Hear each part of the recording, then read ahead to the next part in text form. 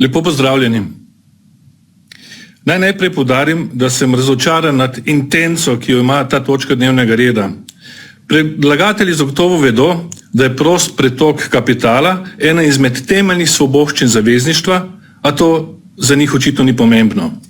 Kolikor mi je znano, so investicije zasebnih madžarskih družb v skladu s pravom Evropske unije transparentne, izključno poslovne in ekonomske narave, ter ne morejo pomeniti vladnega vmešavanja v notranje zadeve Slovenije ali Severne Makedonije.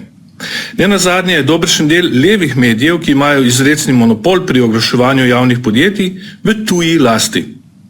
V Sloveniji torej obstajajo probleme z mediji. V veliki večini, zlasti mainstream mediji, so levo usmerjeni. Ni mogoče trditi, da je v Sloveniji medijski prostor uravnotežen in pluralen.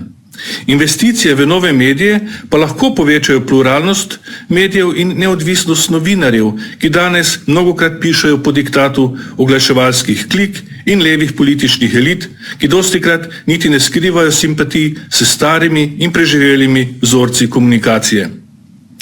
Skratka, medijska sfera je asimetrična in na levici bodo storili vse, da tako tudi ostane, saj jim omogoča nadzor nad medijskim prostorom.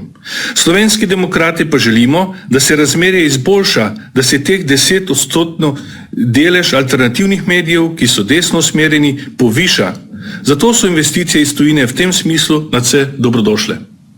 Hvala.